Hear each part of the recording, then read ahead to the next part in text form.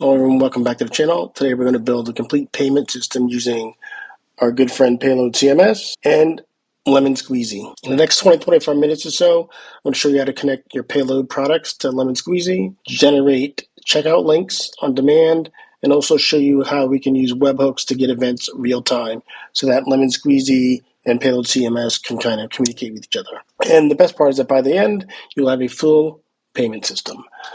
One comment for those saying Lemon Squeezy, I thought it might be interesting to show how to integrate different payment processors with Payload CMS. I know they currently have the Stripe plugin integration, but I said, hey, let's try Lemon Squeezy. And by the way, Stripe bought Lemon Squeezy back in, I think, sometime last year. I'll add a link below so you can kind of read a little bit more about Lemon Squeezy and why they bought it. But this is a tool that's really used mostly by digital product creators to kind of sell subscriptions, to sell software. One of the key things about it is that Lemon Squeezy becomes a merchant of record, so they handle all the tax, all the refunding, kind of all of that annoying stuff that you don't want to have to deal with. It makes it very, very easy to get set up. All right, so enough talking, let's get to the code. So what are we going to do? We are, as I said, we're going to build a simple product store where have a couple of products listed. You click a button, buy now, you get redirected to Lemon Squeezy for checkout, complete a payment, receive a webhook confirming the order, and payment's done. That's it. But in order to make this video a little bit more engaging, I've already done some setup. I've already done create payload app. So I have payload set up already, and here's my application with payload set up already. I've already set up my Lemon Squeezy account, as you can see here. So it's all set up already. I'll walk through the process with you of how to add products and everything, but these are some things that if you want to follow along in the video that I suggest you kind of do before you hop in. There will be a link to all the source code, but just wanted to let you know what I've already done behind the covers. And that's it for the setup. So let's start to build this application.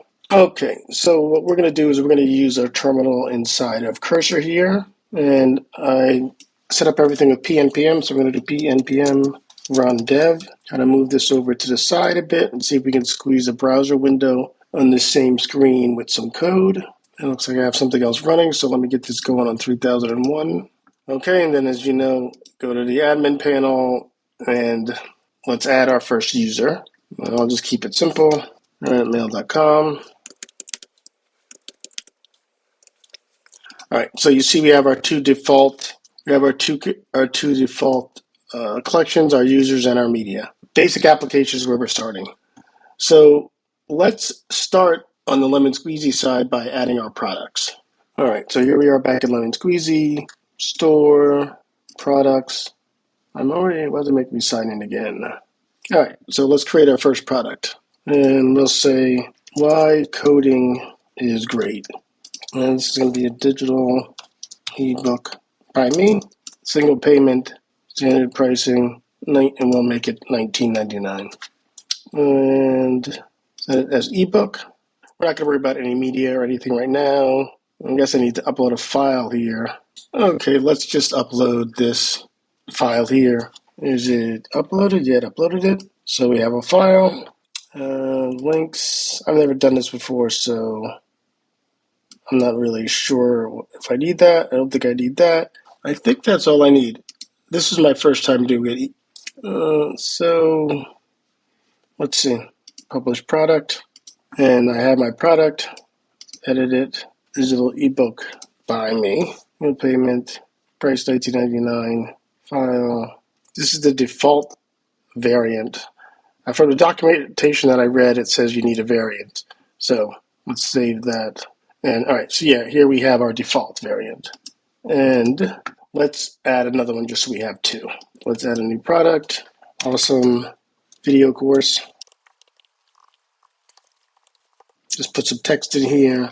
Single payment, standard pricing. I'm going to charge $49.99 for this. And this is digital goods or service. It's a digital good because you're going to download the video and it's yours. Okay. Let's find some files. We'll just upload a short that I did and use that as a file. And then it looks like I need a variant. So I'm going to add the variant. It's got the default one. Save and go back. And so now we have our variant. And now let's publish our product. So now we have two products. So our products are set up. So the way we're going to connect the products in Payload to the products in Lemon Squeezy is through this variant ID. So just keep that in mind. Now let's go back over to Payload and set up our product collections. We're going to come over here. I'm going to say new file, products. I like to just copy the basics.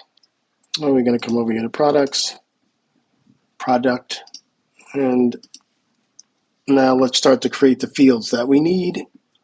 Our first field is title, text required is true, description looks like it's just kind of automatically filling, making assumptions since it's called products, but these are fields I need. Title, I need description, I need price, we need our variant ID. I'm just going to call it Lemon Product ID. And that is going to be a type of text, and required is true. And then we're just going to have a publish flag so we know that it is active.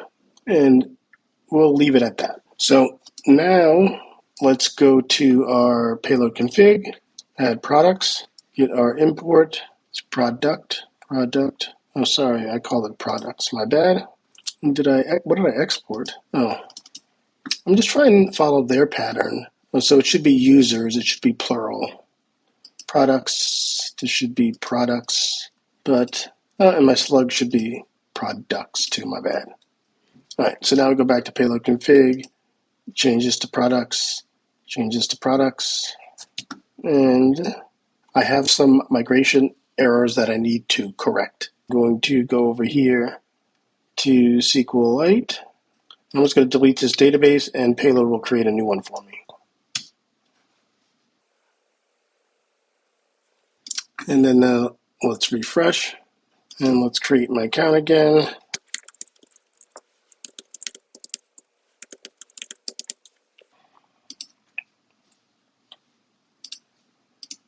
Create new product. Got the values there. So now let's start to add the information that we need. The labels are off. Let's kind of clean this up a bit. Title, description, price, those are all good. Lemon product ID and then publish. All right, that's much better. Now we go back to remember the products that we created in Lemon Squeezy, and let's just add them one by one. Click on this and we'll get our awesome video course. And then our price was $49.99. And then we get our ID. Where is it? Copy ID. And then we want everything to be published. So we're just going to check it as published. And then we're going to save. Right? So let's go ahead and add our next product. And that is going to be my ebook. Why Coding is Great. Make sure you don't miss it. Digital ebook by me. $19.99. Letter ID and mark it as published. And then save our API so we can see what it looks like. Okay, so now we have our two products in. We have them set up with our variant, and now it's time to build a library to interact with Lemon Squeezy. We'll go to source, utils, and then inside of here, we will create Lemon. This client is going to be used for making HTTP requests from Payload CMS out to Lemon Squeezy. All right, so let's start to add the stuff that we need. Let's start with the basics. Import Axios. This is wrong. This should be PNPM. My bad. We have our API key, which I set up before. You need to make sure you add it to your .env. I did not show you where I got it, so let me show you that. Okay, so let me close this and home, settings, API, and then here you create an API key. It's one of those things where you create it once, they show it to you, and then they don't show it to you again. So you need to make sure you copy it and set it up appropriately. All right, so this is the base client that we're going to use whenever we make HTTP requests to Lemon Squeezy. All right, so this next piece of code is when we want to get a checkout link so that we can actually purchase the product that the user has selected. And so we have this function that we're going to expose from our Lemon Squeezy client. It's going to pass a variant ID. It's going to pass an email address and any additional data that we need to pass. And then we use our client from above to make the call to Lemon Squeezy to their checkouts. We're going to pass the data that we need to pass to them. We're going to pass our variant ID, right? Pass it here. It's the value that we have over here. And then we're going to get some data back, or we're going to throw an error. I'm just walking through the code here, but when we actually get it working and click the buttons, we can step back through the code with real values and better understand what's happening. And the second function that we need here is get order, which will pass our order ID, and it will allow us to get the information on a specific order that the user has made. And that's it that we need for the Lemon Squeezy client. Okay, after we've finished with the Lemon Squeezy client, we need to create the endpoint. And this endpoint that we're about to create, and it's actually going to be a change from, in the past you'd use this, you could create endpoints in Payload. Now since Payload's embedded inside of Next.js, the recommended approach is to create, we're going to go inside of our source, and then we're going to create, we have this API directory, and we're going to create a route here. So this is the approach that you use now instead of creating separate endpoints. But this route or endpoint or API will be called when the customer clicks buy now on the site. We'll then post to this checkout URL with the product ID. That's the product ID that lives inside of Payload CMS and with the user's email. So let's start to put this function together. Most of this code is written already, and I'll just kind of walk through it as we add it. So first we come over here to our API, and we create a new directory, because that's how you do it, and we're going to call it create checkout.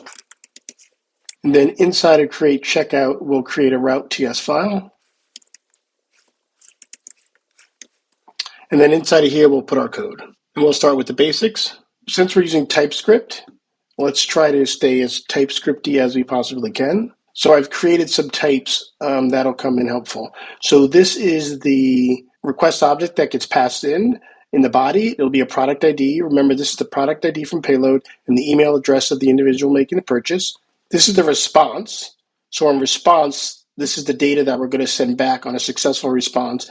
And this is what an error response will look like. Okay, we got a lot of code here, so let's take a moment and kind of walk through it. Okay, so we already discussed our types we created. Right here, we're specifying that the data that we're going to get back from the request will have a product ID and an email in it. So the first thing we do is we try to get that data back. If there's an error, we send a response back indicating that we got invalid JSON in the request body. Otherwise, we validate the fields. We make sure that we have both a product ID and an email address. Otherwise, we send an error.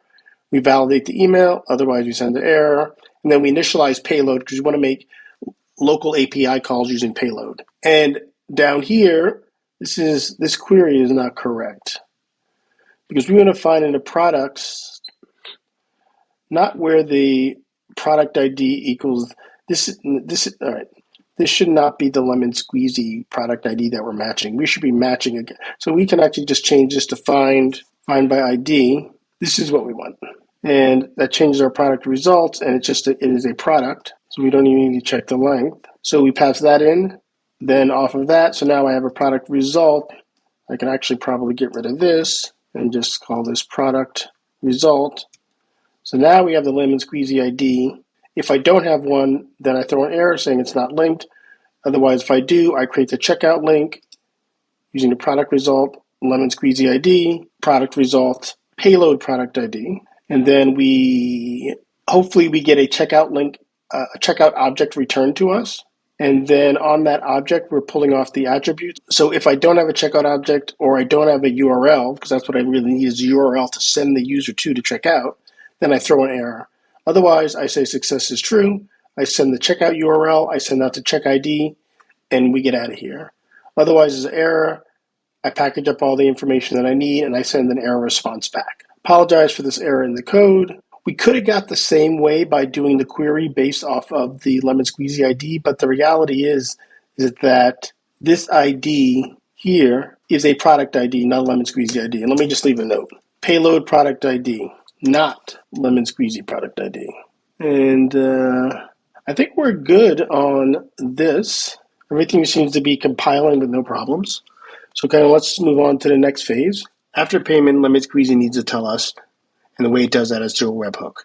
After we put the code in here, we'll go back to the Lemon Squeezy UI and we'll set up the webhook. But basically what will happen is when the payment's done on the webhook side, it will call this API endpoint that we've just created called webhook with a payload of data that we will use to confirm that a payment was made and that the purchase was completed for the product. So let's start with the code as usual. Let's add some basic imports.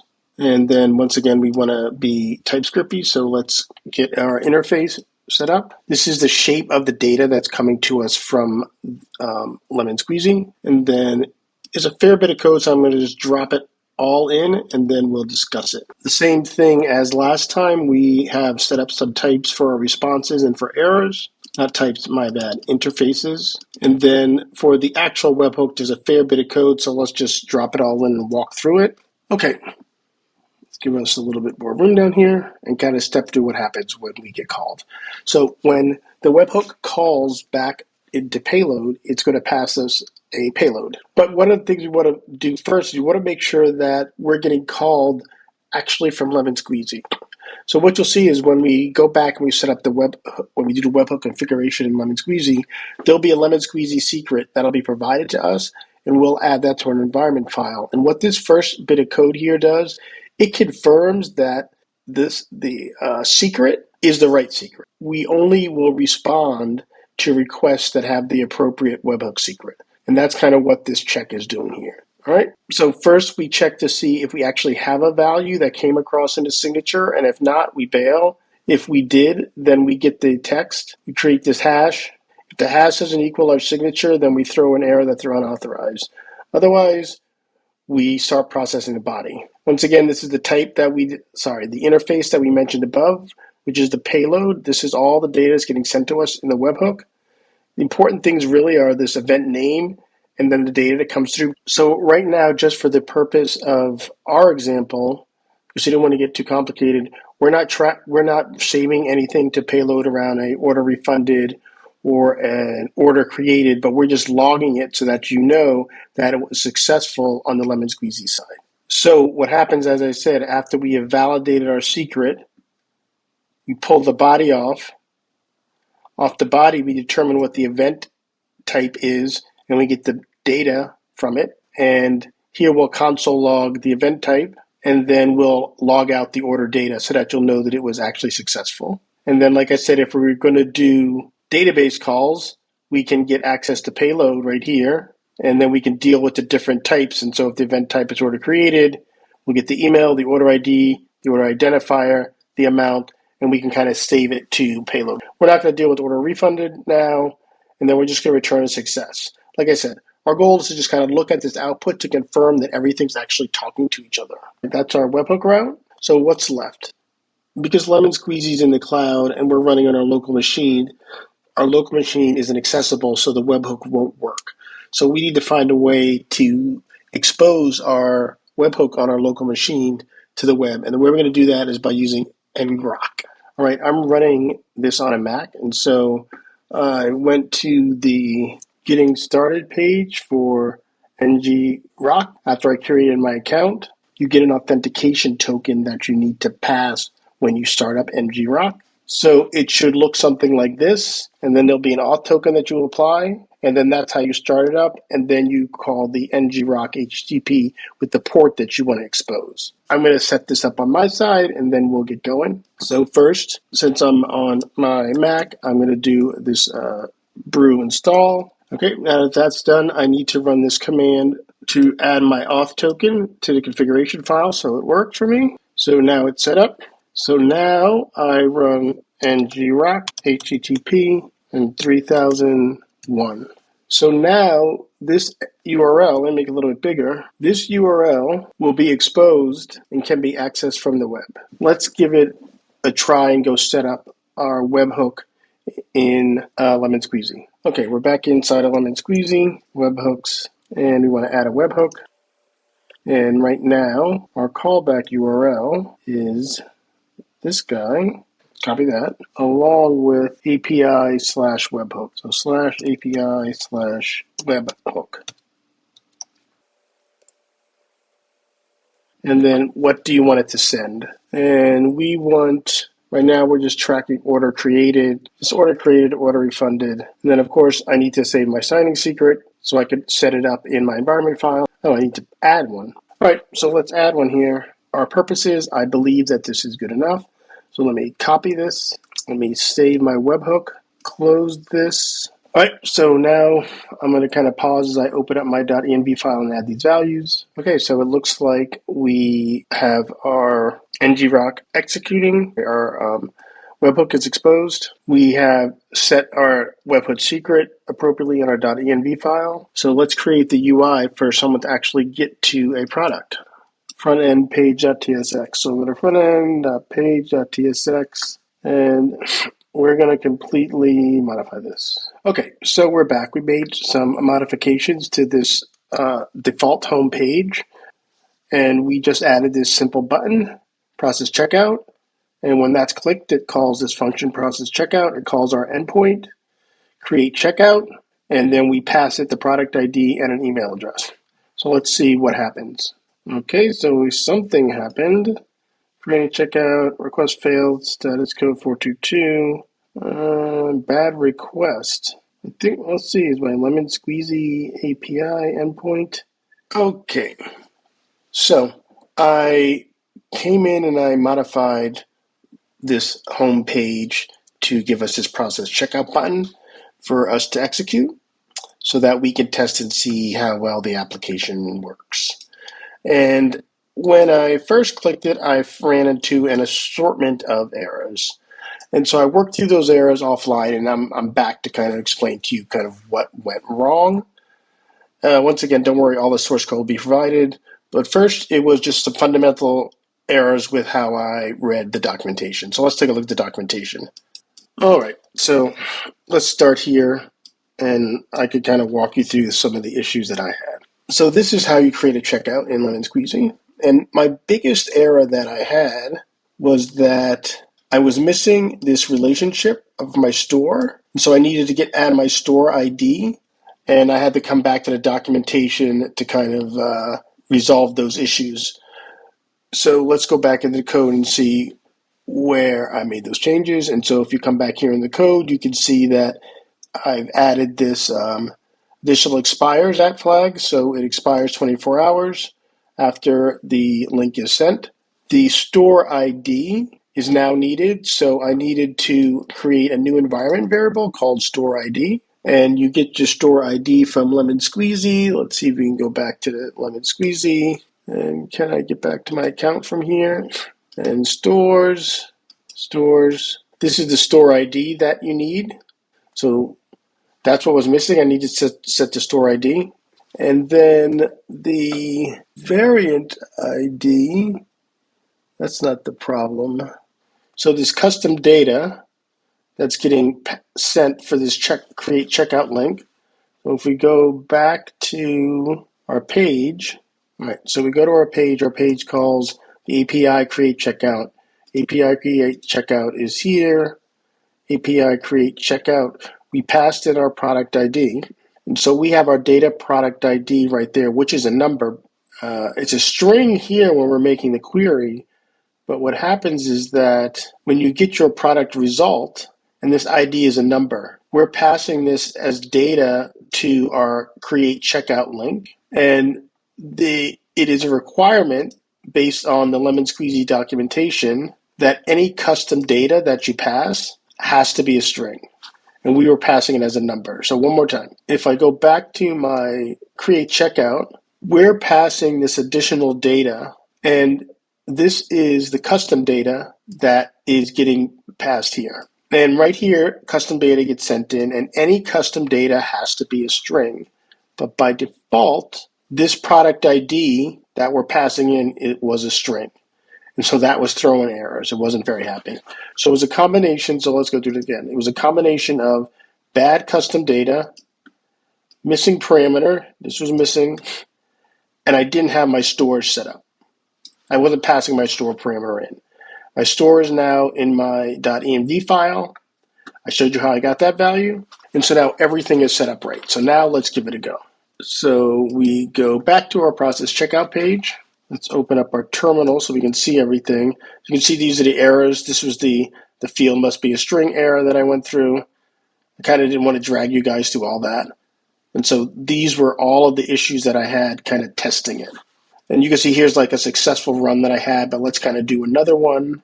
So this was a purchase. If you can see here, this was the purchase of the $49.99 product. So let's go back to our page and let's switch this to product 2. All right, we restarted. Let's refresh the page and process checkout. And we can check it here. We got this variant ID of 105.1369 over here. 105.1369. That is my ebook. All right, so now it should have created the link for the ebook. Now this should be the URL, and this is a link to the ebook. So this gets popped up in Lemon Squeezy. 1, 2, 3, 1, 2, 3. It could capture all my credit card information, but that's just a fake stored one. Here's the email address that got passed in. It needs an address. Now it's processing. All right, now pay. Now here's the part we want to look for. You should see it hit our webhook when the payment processing is done. Let's shrink this. So the order is done. You see it hit our webhook because it came through. It got the order created, order identifier, the amount, you continue, and the sale was made. What can we do? I think we could go in and we could check inside Lemon Squeezy. And let's see. Yes, you can see these receipts were sent for the courses that were purchased. And I did actually get the emails on my phone. Order created, email receipt sent. So this is kind of how you can integrate Lemon Squeezy. Once again, there were a couple of hiccups that I hit. Sorry if the video got a little bit confusing. I'm going to try to clean it up a bit in the edit, but the full source code will be provided for you so that you can duplicate this functionality and extend it. There's definitely opportunities left to extend things. For example, you can go ahead and kind of integrate the whole URL that comes back from the process checkout and just do a redirect out to it so that flows more smooth. You can go into the webhooks and you could actually fill some of this stuff out, right? So we're capturing on this order created, all we're doing is we're just console logging. You could save this to Payload so you have that information in your database. You can track refunds in your database. There's also ways that you can connect this client so that as products are updated here, that they synchronize back to Lemon Squeezy so that you don't have to go back and forth for managing the products. So this could be extended, and if there's enough interest in it, I will kind of add some of these additional features for you so you can see how it's done. But like I said, I just wanted to cover the basics. Hopefully you found this interesting. Make sure you like and subscribe, and I will see you next time.